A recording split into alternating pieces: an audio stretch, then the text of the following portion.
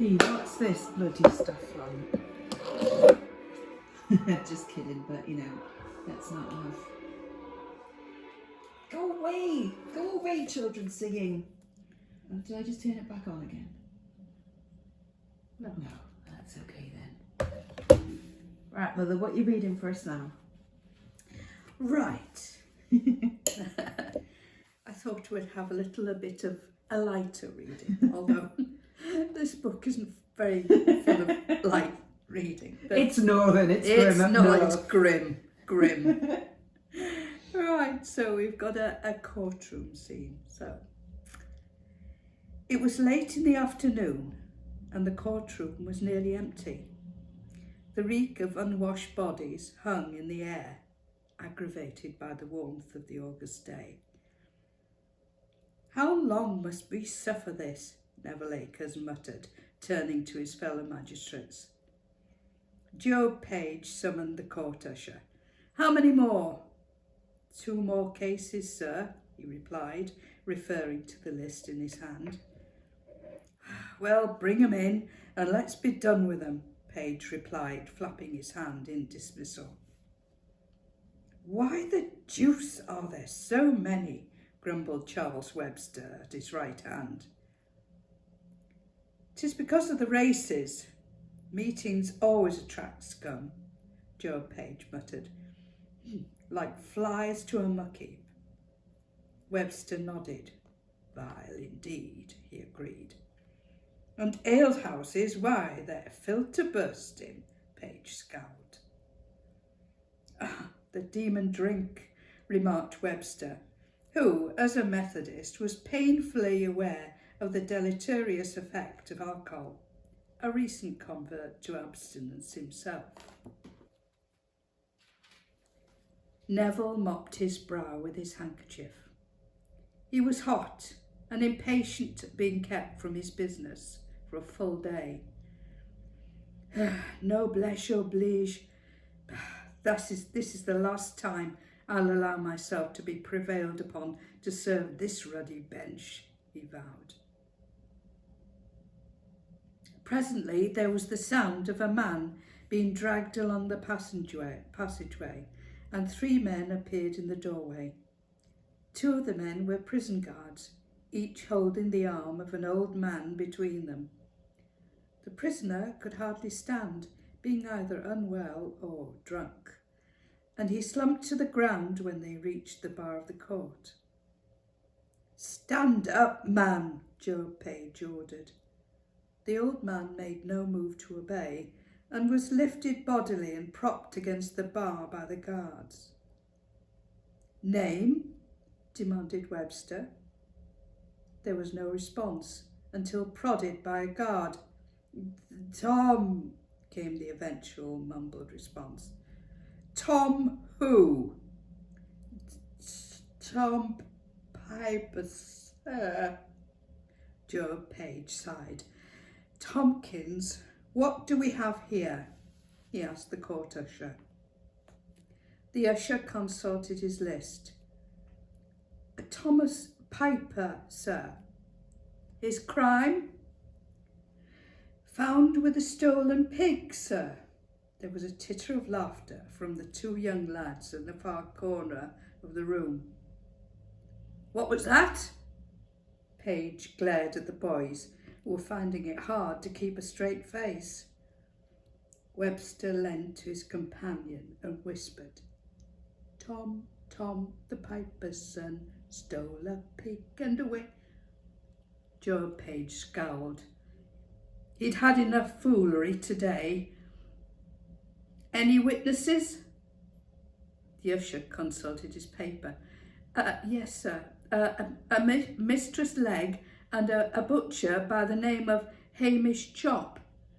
Webster spluttered into the cuff of his coat. "Leg and ham chop."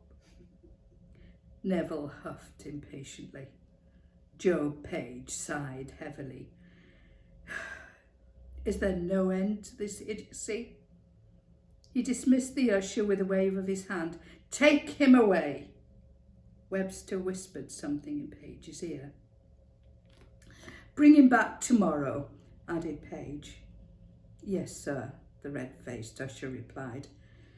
And for goodness sake, man, make sure he's sober. Page swore under his breath as he scribbled a note in the records. Drunken oafs, wasting court time. A flogging's too good for him. Neville Acres sighed. How did my father bear such folly for so long? Next, shouted the usher. There was a gasp from a woman seated at the back of the courtroom as two prisoners entered, each of them led by a guard. Hal! Silence, the usher warned. The older man, standing beside her, put his arm about her shoulders. Don't worry, Clara, my dear. All will be well. Clara Ridley slumped back down in her seat. But father, Hal looks so bruised. It was true. Hal had endured punishment in jail for continuing to fight with Job Pegg. And as Pegg had many cronies in York prison, Hal had suffered the consequences.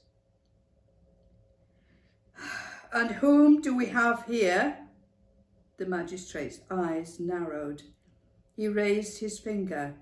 No, don't tell me. Jack Horner, I presume, and his friend Tommy Tucker. Brilliant. Cheese, Mother. Thank you very much. And to all, a good night. Go on. Hello there. Now, for those of you might be a little bit older, you'll remember Listen with Mother. Well, this is Listen with Mummy. Now, are we sitting comfortably? Then we'll begin. Have we got a drink? Yes, we have, thank you. The attic room was empty now, save for Clara and the old woman.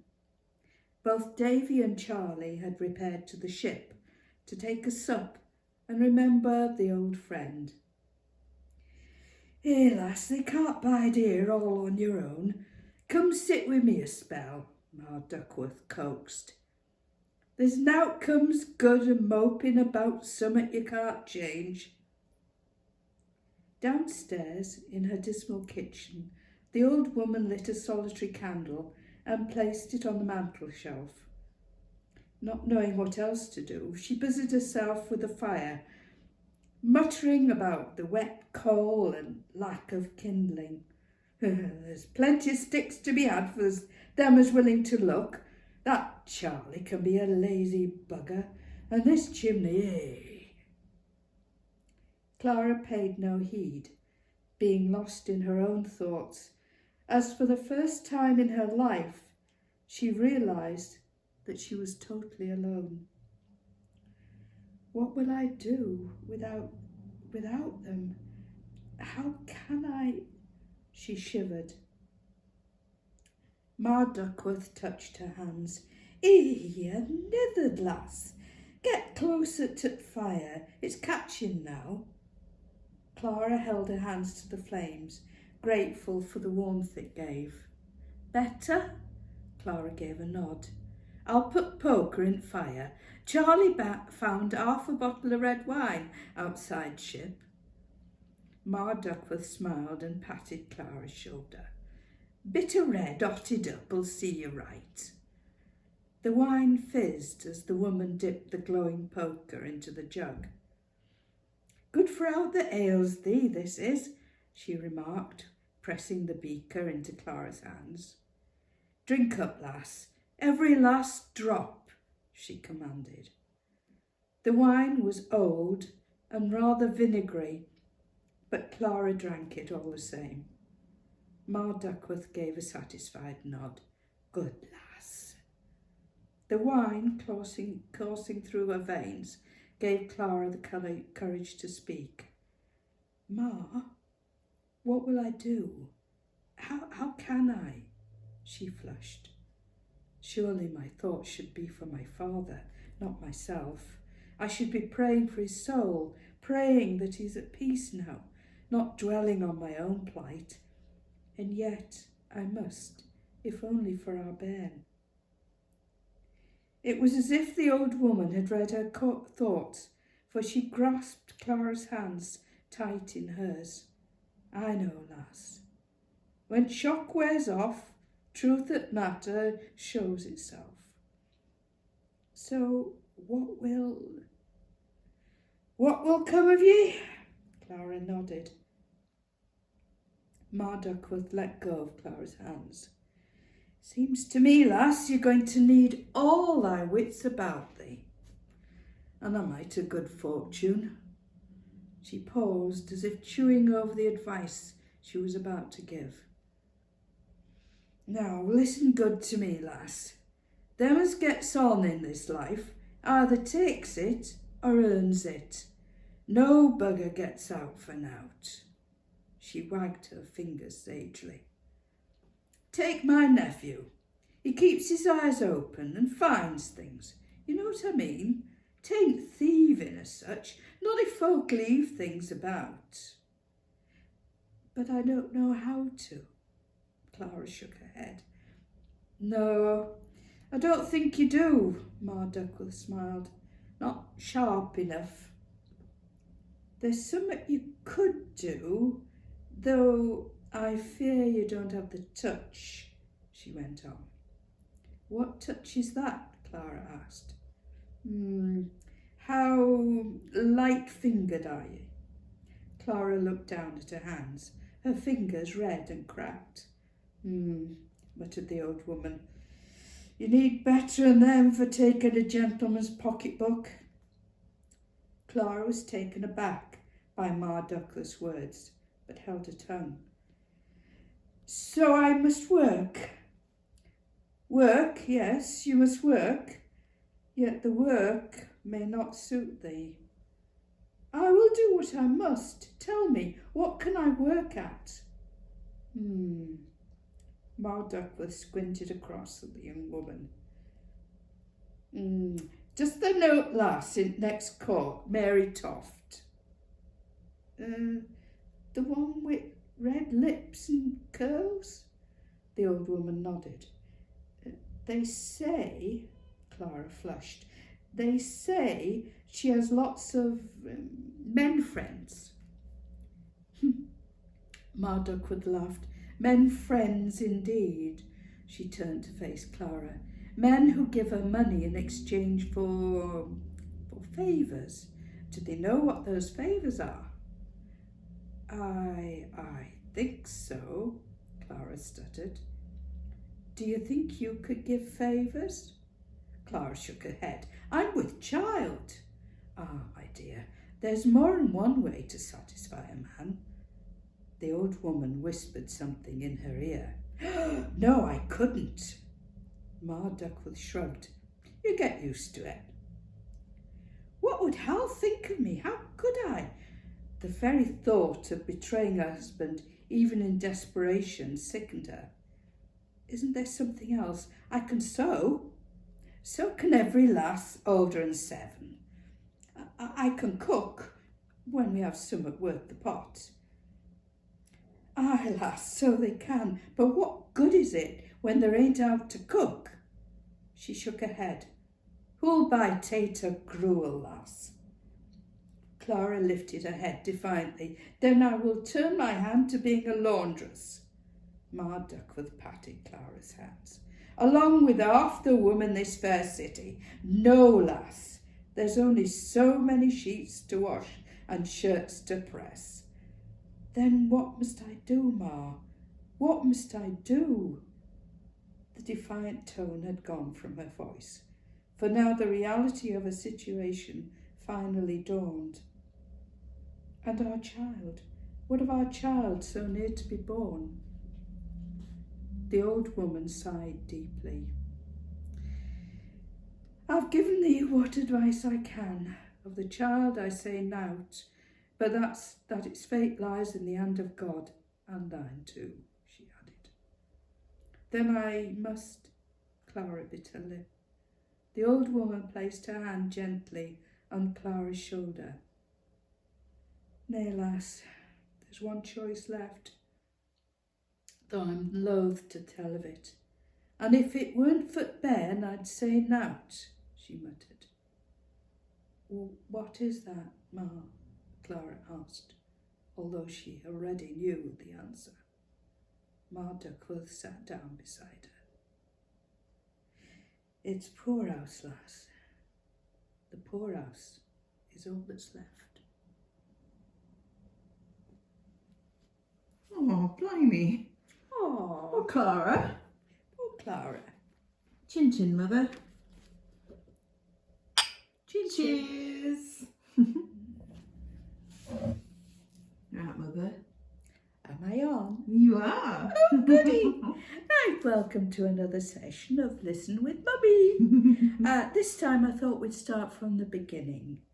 You know, start from the beginning. Very first way to start. Right, so this is chapter 1 of One for Sorrow.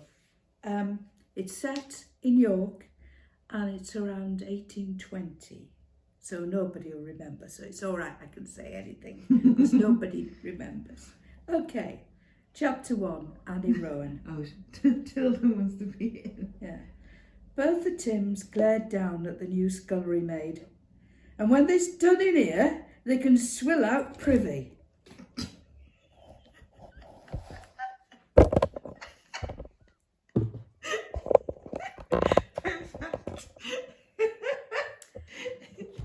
Thank you for the interruption. Right. Shall we start Try again? again. Right. Both the Tims glared down at the new scullery maid. And when they's done in here, they can swill out privy. The girl sighed and took up the pail. Yes, mistress. And when they's finished that, there's backstairs to scrub. The housekeeper said, pointing to the yard door, and don't be all day about it. Bertha Timms pursed her lips.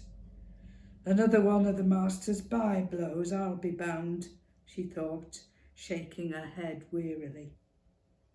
The girl set the pail in the sink and yanked the pump handle vigorously.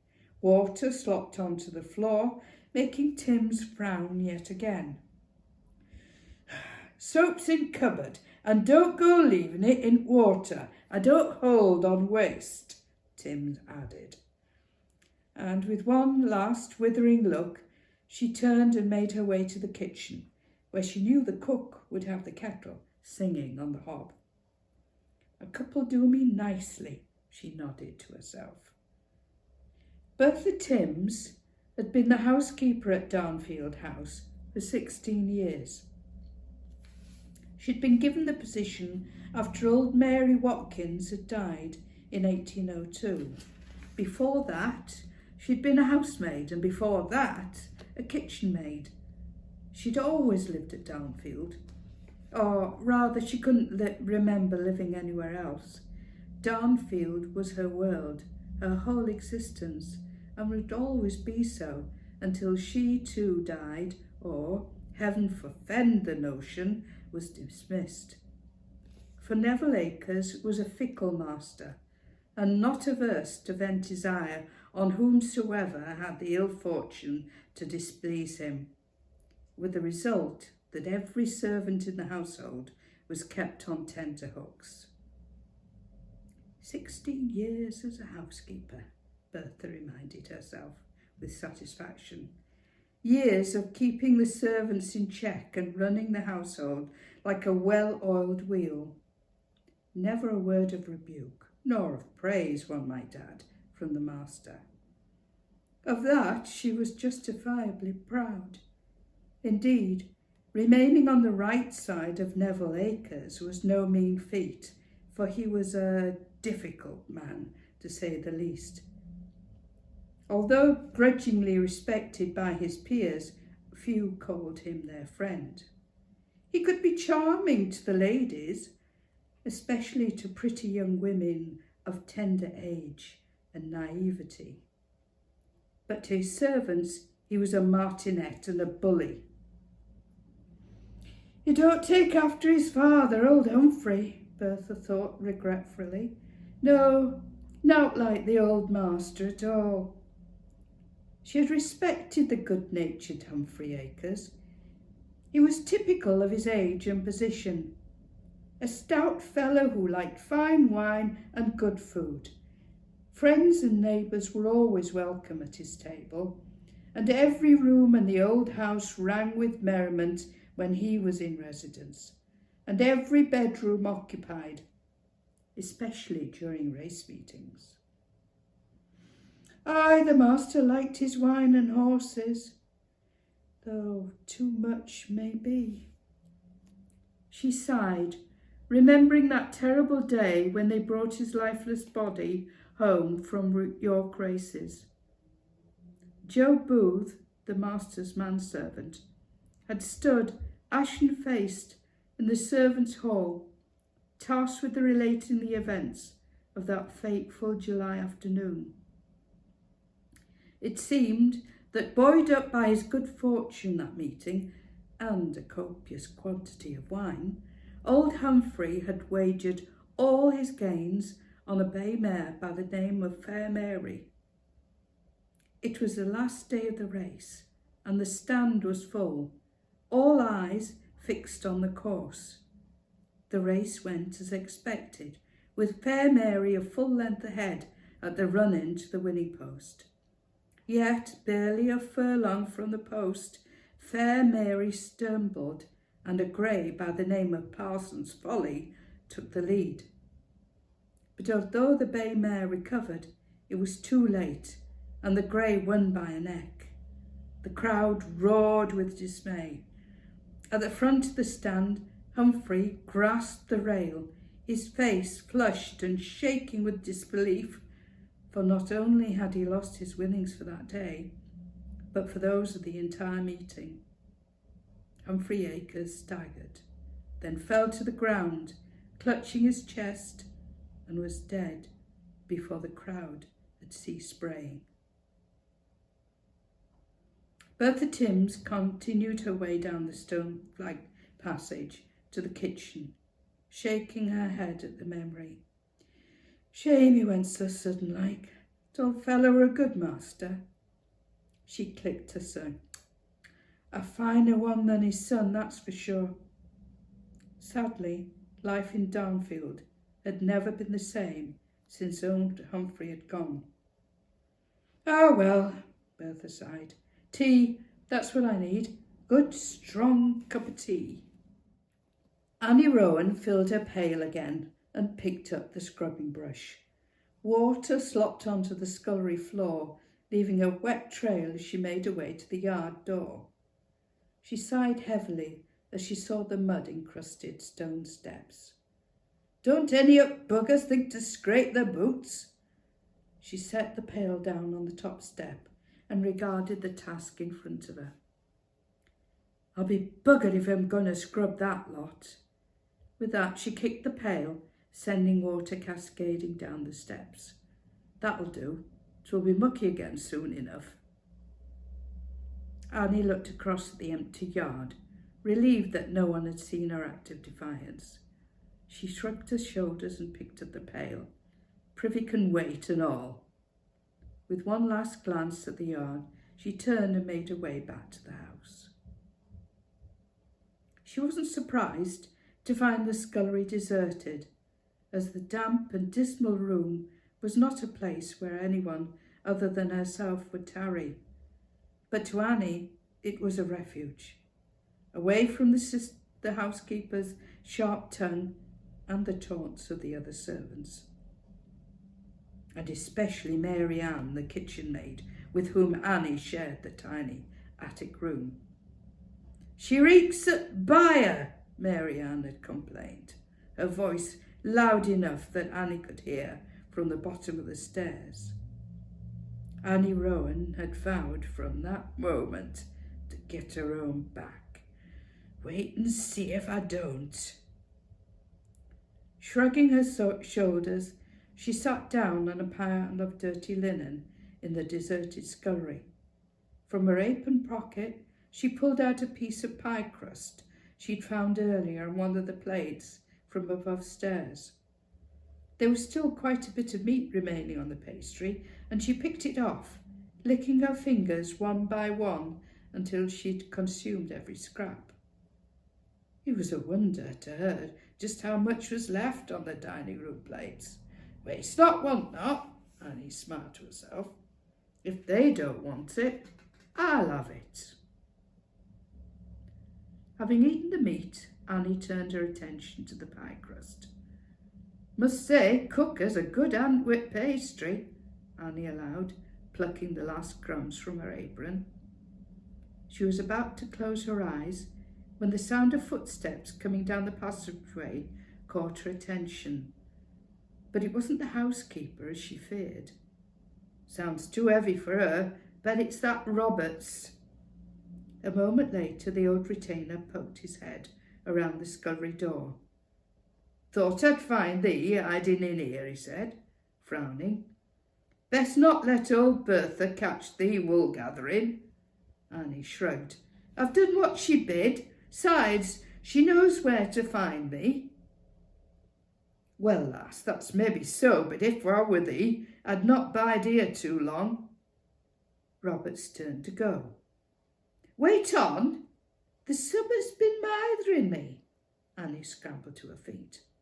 What? The groom spat, impatient to get back to the tack room, where the remains of a bottle of wine awaited his pleasure. The master's got a wife, ain't he? Annie whispered, with a glance to the door. Aye, Roberts nodded warily. Well, I've seen master, but I ain't seen mistress wi' him, and not even a glimpse of her on long walk or in gardens, and when I asked cook where she were, she fair bit me head off. The groom scowled at her. Listen to me now, and listen well. Don't go asking about summat that's got nowt to do with thee, Roberts hissed angrily. 'Tain't no business of thine, and they'd be wise to keep their mouth shut. I were just curious, that's all, Annie replied sulkily.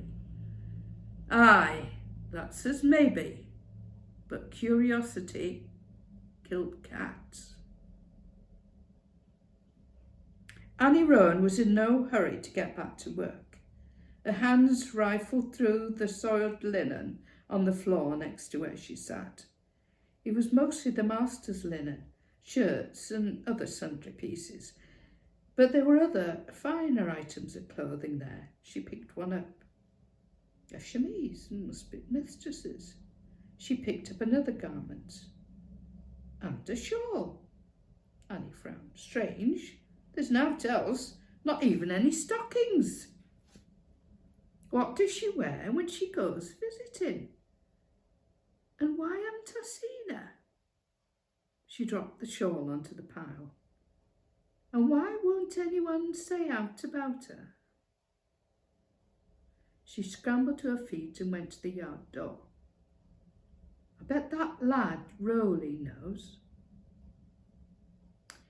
To be continued. Ooh, cliffhanger.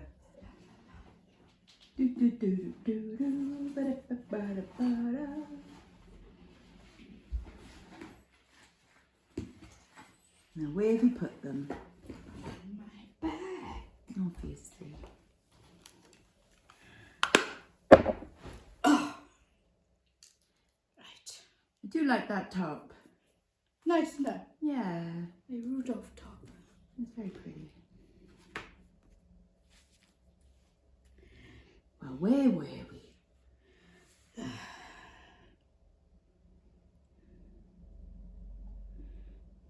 Right.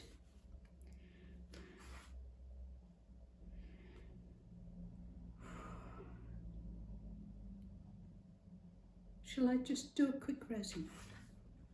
Oh, no. Just crack on, Mummy. Okay. Annie wiped any remaining crumbs from her mouth and smoothed down her apron. Then, with a quick backward glance towards the kitchen, she skipped down the stone steps and crossed the cobbled yard to the stables. Pausing for a moment to listen for any sound from Roberts, she entered the gloomy interior. "Rolly," she hissed under her breath, "are you there?" She could hear the horses stamping their hooves, impatient to be let out of the stable. Now and again she could hear the sound of metal tines against stone. "Rolly, is that you?" The noise stopped. "Who's asking?" "It's me," Annie hissed. Roland Jessup appeared out of the dim interior, a pitchfork over his shoulder. "What are you doing here?" he grinned. "Sent you to help me, have they?" "Had enough of that at home," she grimaced. Rolly smiled and beckoned her into the stable. "Best not let old Tim see thee." Annie glanced back across the yard. "She'll be in kitchen, swinging tea with cook, if I know out." Rolly led the way to a heap of straw piled against a wall. "Don't fret," he said, pointing to the straw. "It's not mucky." Annie gathered her skirts and sat down, keeping her distance from the stable lad. She didn't want him to think that he was at all interested in him. Rolly grinned. "If lass wants to act coy, best let her. I'm easy with that." Roland Jessup was in no particular hurry, as Mary Ann was ever willing for a roll in the hay. "Roland," she began, using her most winsome smile, "what do they know about Mistress?" Rolly's face fell and his smile vanished. "What about her?" he replied guardedly. "Just curious, that's all." Annie flicked an errant crumb from her bodice, aware of his eyes on her body. "Thought someone like thee would know everything about everyone, you being in charge at stables and all." Rolly allowed a fleeting smile, gratified by her flattery. "Don't know about that," he admitted, crossing his arms. "Ain't been here more'n a year or so." "They must know summat, surely." Annie tilted her head to one side. "Well, only what Roberts told us," Roland muttered, thinking swiftly. "So what were that?" Annie leaned forward. "Now, don't go saying as I told thee." Rolly lowered his voice. Annie crossed her heart. "I won't say out. Honest." Rolly leant towards her.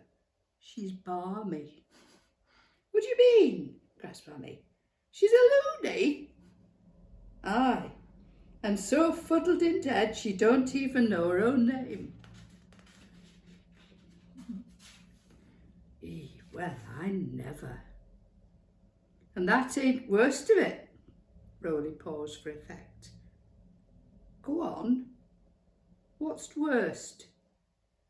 Rolly leaned closer still and whispered in her ear.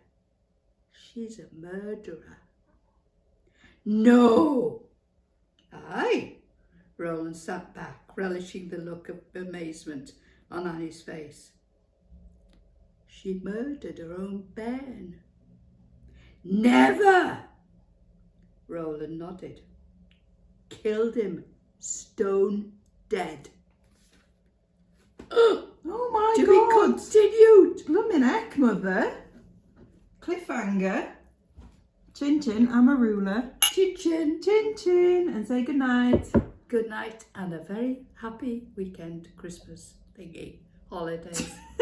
You can tell you've had a gin already, ain't Cheers. it? Chin chin. Okay, Right. you may begin. I may begin. Are we sitting comfortably? Arthur Ridley tapped out his pipe on a stone and placed it carefully back in his pocket. The wide vista of the hill and dale spread out around him. "Ah, so bonny," he thought sadly, "yet so cruel." And so it was. Like a seductive woman, aware of her allure, the dales could be heartless as well as lovely.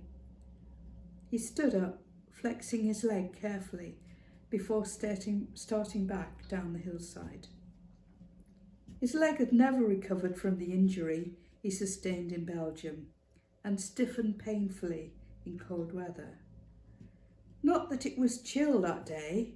Indeed, for May, the weather up here on Kiltop was unusually fair. Last week had seen flurries of snow, and there had been fears that the workings would be inaccessible. Each day lost to bad weather meant that nothing was earned, and the delvings gave little enough as it was. Why did I think it a good idea to come here, he thought to himself, and not for the first time either. Naught good has come of it. When the farm in Kellett had been sold after his parents had died 5 years ago, there was no place there for Arthur. The new owner had 4 sons of his own who were full of new ideas. Machines on farms? Arthur shook his head. Horses had always been good enough for his father. But needs must, he admitted reluctantly, turning his back on his old home. And mining seemed to be a good option. After all, his son Hal had worked on the quarry at Over Kellett. Not that delving in this part of the Dales bore any resemblance to quarrying. Naught but ill has come at move, Arthur thought bitterly yet again. Save for Clara, of course, he smiled. Clara was his son Hal's wife and a beloved daughter-in-law. When Arthur's wife, Beth, had been taken ill in the summer of 1816, it was Clara who had cared for her, and her cheerful optimism had raised their spirits for a while. Why, of course Mum will get better, you see. Sadly, she hadn't got better. Even the herbs and other remedies Clara tried had little effect, and in the autumn of 1816, Beth Ridley lost her battle and succumbed to the fever that had taken so many others. That year. A year without summer, Arthur shook his head. Nor spring nor autumn for that matter, he added bitterly. The year had started well enough. Only a fair amount of snow, hardly enough to trouble the donkeys used to carry the ore. But by April there was no sign of spring. Indeed, the seasons seemed to be going backwards. They'd think it were winter again, said the delvers, wrapping themselves with whatever they could against the biting winds. Months of inclement weather followed, with barely a day's respite. In the lower vales, where the ground allowed crops to be grown, corn barely rose above the ground, or if it did manage to raise its head, rotted in the sodden earth. On the higher ground, sheep dropped their lambs into mud instead of green turf, and hardly a one survived. And folk fared no better. Weakened by lack of food, people succumbed to ailments that in previous years they would shrug off, but not that year. Arthur reached the path leading to the lane and paused to catch his breath. "'Twill be long afore I can't get up here." He gazed at the never-ending vista. Not to see moors all purple with heather and sheep grazing on turf. I'll miss it, aye. Yet Arthur knew deep down that this would be his last summer on the hill. His son Hal had had enough of grubbing in the ground. "I'm no miner, da, and look what this God-forsaken place has done for us." Arthur had to admit his son was right. The hill had given him nothing but grief and mindless toil. And for what, he asked himself. Nought. "Where's Da?" "Gone up Gill Top," Clara replied. "Said he would be back afore supper." I don't like him going so far with that leg of his, Hal remarked, glancing out of the window at the gathering clouds. He looks black over Will's mother's. Your da knows that path well enough, Hal, and it gives him a mite of comfort. Hal nodded. I expect he stopped at churchyard on the way back. I give him some daisies to put on grave. Clara put her hand on her husband's arm. Happen he's biding there a while. Hal peered out at the gathering gloom. If he's not back soon, I'll take a walk up to meet him. He'll not want thee mithering, Hal. Thee knows how proud he is. Clara touched his arm, and he turned to her. She was nearly 4 months into her first pregnancy, and her rounded belly was beginning to show. Hal put his arm about her waist. Won't be able to do this soon, he joked, squeezing her gently. Are they sure 'tis only the one? Clara jabbed him with her elbow. Don't be so daft, she laughed. Arthur Ridley paused by his wife's grave. The daisies that Clara had given him earlier had begun to wilt already. Here, now at last, he remarked, looking down at the faded flowers. Now to here, anyways. True enough, lad, Will Heeler agreed, resting his arm on the wall. Arthur had met the delver coming down from the workings. How goes it, Will? Made the fortune yet? It was a joke between the two men that one day Will would find a vein of war so deep that he would be able to live the rest of his life in comfort. Will grimaced. Hey, lad, it's same old story, them as has it keeps it. Arthur nodded. Muck always falls on biggest deep. It was well known that the best mines were in the hands of wealthy landowners. But, Will, don't the Lord help those that help the sen? Arthur smiled. His friend pointed a finger across the hillside to the mounds of earth. Yeah, but the Lord helped those found helping themselves. Last month, 2 men had been beaten for attempting to mine on Julius Reeves' land. Knocked young Danny into the middle of next week, Will muttered bitterly.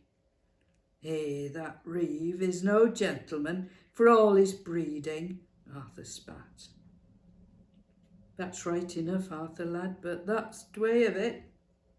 Aye, Arthur agreed, as he picked up his cap and turned to go. Going home? I'll go with thee as far as Duck Street. The 2 men walked together along the lane. Your lad still minded to leave till? Arthur nodded. Here's that. Where to? Back to Kellett? Arthur shook his head. Not there for us. And lad's minded to try York.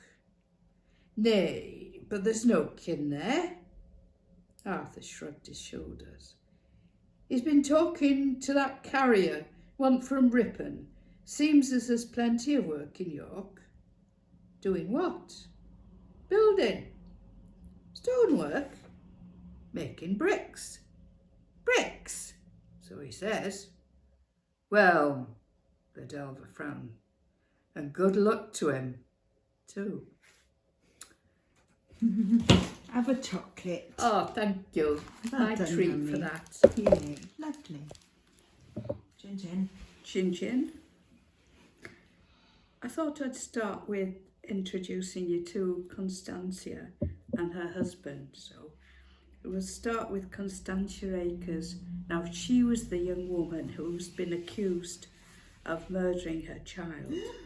And she's supposed to be balmy. So we'll see. Are you sitting comfortably?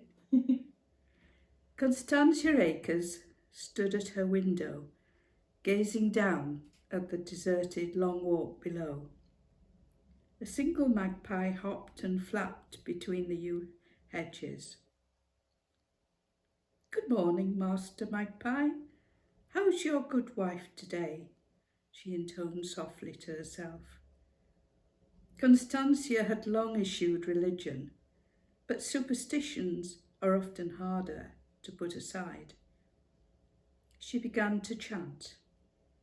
1 for sorrow, 2 for joy, 3 for a girl, 4 for a boy, 5 for silver, 6 for gold, 7 for a story never to be told. Constantia paused. Story? Whose story? She tapped the window.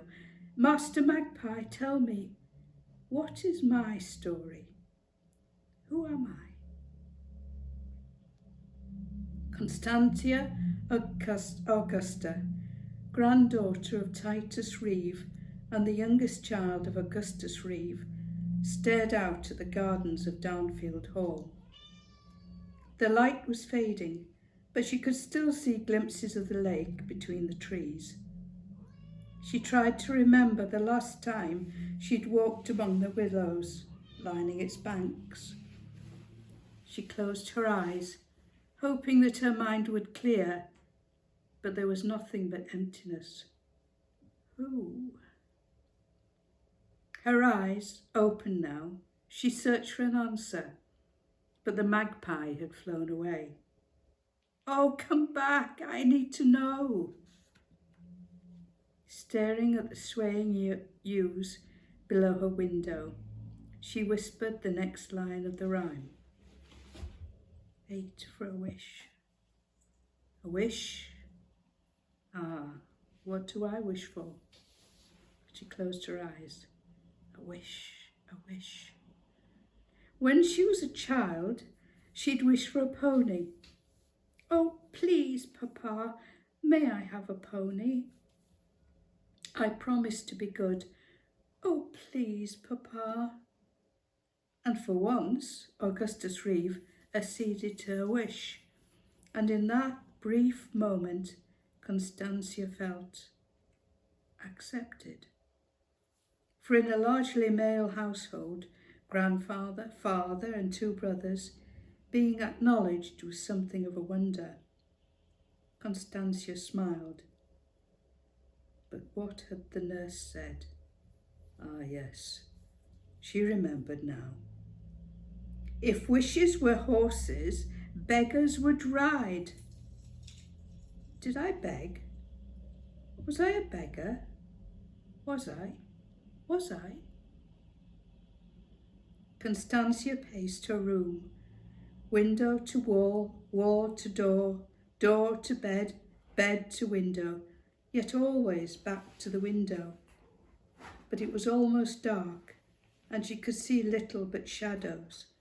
The trees and the shimmering lake had vanished into the long night. The magpie rhyme whispered in her ear, 8 for a kiss, a kiss. She touched her lips with her fingers. A kiss, ah yes, that's where it began. It was May. I was 17.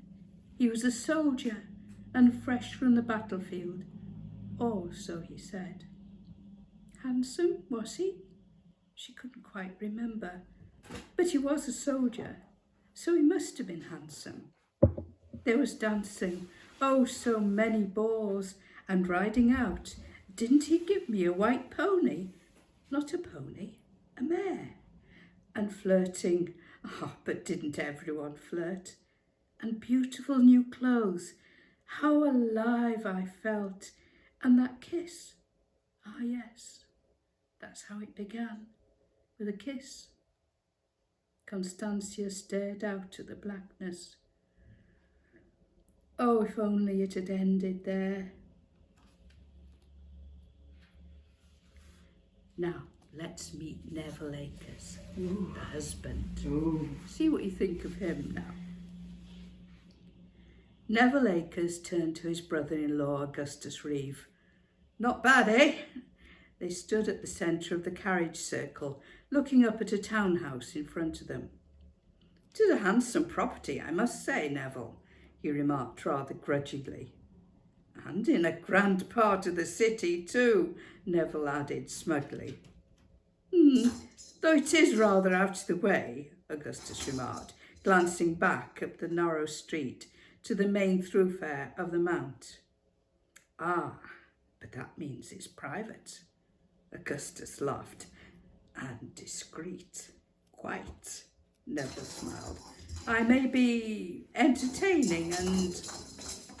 Say no more, Neville, his brother-in-law smirked. Come inside, Gus. There's something I want to show you. Augustus followed Neville through the stone portico and into the house. They paused for a moment to admire the fine marble table at the centre of the wide hall, then made their way to the foot of the stone staircase. Up here, Neville pointed upwards. Not waiting for Augustus, he began to ascend the steps. Augustus followed at a slower pace, pausing at the first landing to catch his breath. Who are those solemn coves, Neville? He indicated the paintings covering the walls. His companion shrugged. The last family that owned place, Quakers, I think. Didn't they take paintings with them? Looks like they cost a pretty penny. Not where they went, Gus. Smallpox took 'em. Augustus shuddered. Poor wretches. They continued up the staircase until they reached the top landing. Here? Augustus Reeve looked puzzled. The servants' quarters? Never mind that. Come and take a look. Neville indicated a window in one of the small attic rooms. Augustus peered out. Well, I'll be blowed. The Knavesmire. Neville nodded. Best view of the race course you'll get, barring being in the stand, of course. Augustus laughed. You old bugger. A grandstand view, and no doubt a pretty maid on your knee. A fine prospect, I must commend you on that. This house is more than merely a diversion, Gus. It was no surprise to most of his peers that Neville Acres had tired of the country. And it must be admitted, the country had tired of him also. Even though he owned many acres of land, he'd little idea of either farming or husbandry. It was telling that after one of his rare visits to home farm, Ambrose Rowan was heard to mutter, "That daft bugger don't know his arse from his elbow." "Nor a bullock from a heifer," his son added with a smirk after a particularly enlightening episode in the milking parlour. Although Neville had once been a keen rider and huntsman, his girth now precluded those activities. A life of ease suited him better. And not willing nor financially able to move to the metropolis of London, he decided that York would make an admirable alternative. For hadn't it once been the capital city?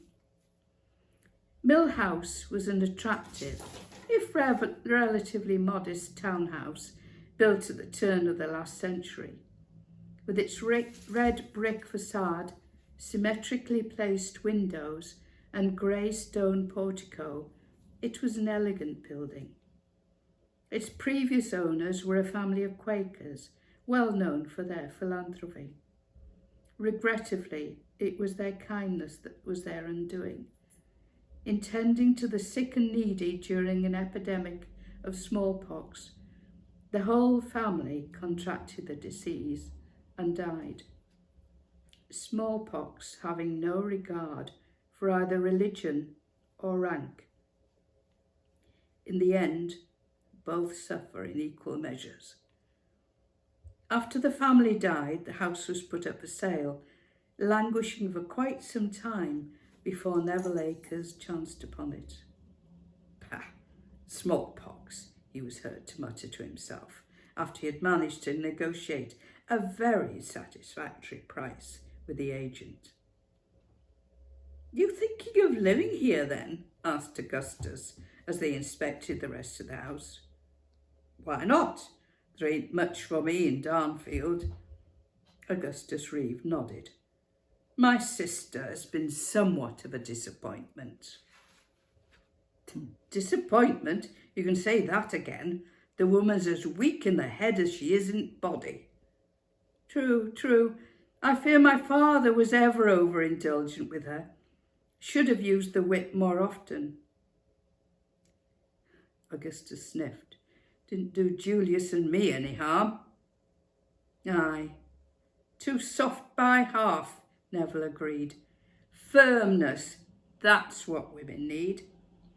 Augustus nodded vigorously. Women need to be taught their place.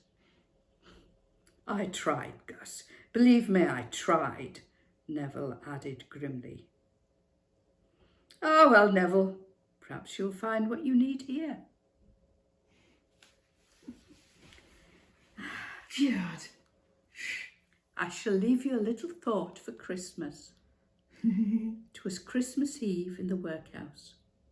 The snow was falling fast, and those who came in first were first, and them behind was last. Chin chin, mother. Chin chin. Happy Christmas. And all that jazz. And that bloody cat.